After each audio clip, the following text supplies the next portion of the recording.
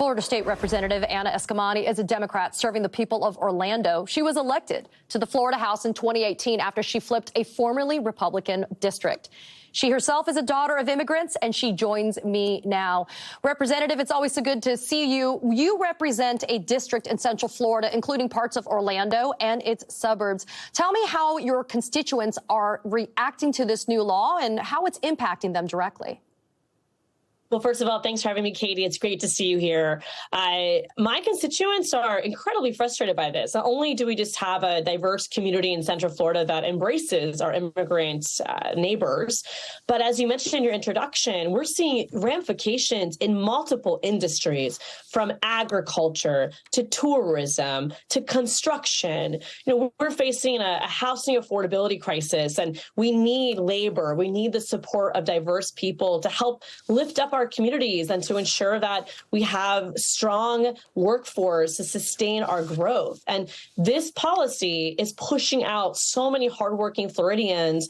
And of course, under Governor DeSantis, we're not seeing any real solutions being proposed to actually solve any of the challenges we face with immigration. So it's been really, really frustrating. And of course, the economic effect is being felt already.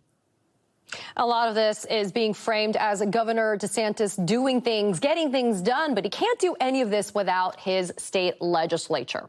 So what kind of justifications and excuses have you been hearing from your Republican colleagues in Tallahassee who are driving these hard right turns right alongside Ron DeSantis?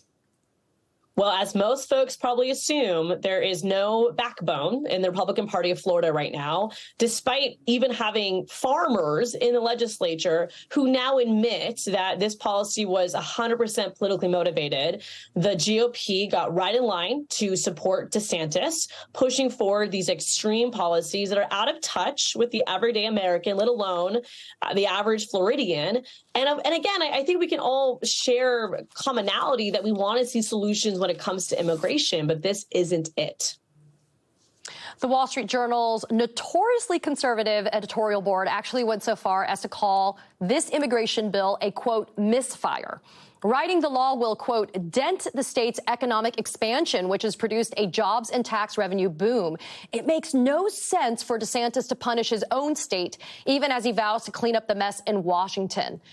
But, Representative, DeSantis has made it clear he wants to make America Florida. And it just came out right now that Florida is now America's inflation hotspot, with Miami, Fort Lauderdale, and West Palm Beach having the highest inflation rate of metro areas with more than 2.5 million residents, with a 9% inflation rate for the 12 months that ended in April. That's more than double the national average of 4%. I mean, if you're an American not living in Florida, this doesn't bode well for you if DeSantis is courting you for his vote, right? Of course not. I mean, Floridians cannot afford Florida right now. While DeSantis pursues his culture wars and attack immigrants, we cannot afford our rent. Property insurance is out of control. We see increases in our food pantries and demand for food pantries at a neighborhood level.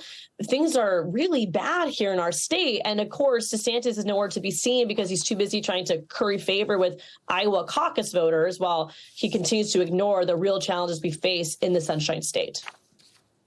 Representative, before I have to let you go, this new statistic came in. Workers at several construction sites in South Florida saying a quarter to half of their teams are gone.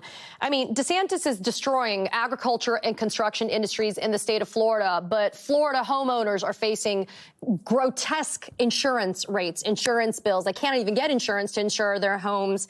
And Floridians are facing existential threats because of climate change. But are these issues just too woke for Ron DeSantis?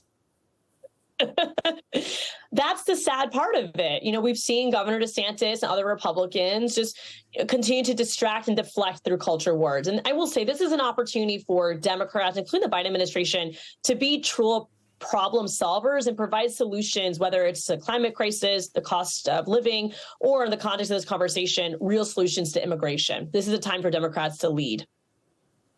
Florida State Representative Anna Eskamani, as always, I'm grateful for your insight. Thanks for being here.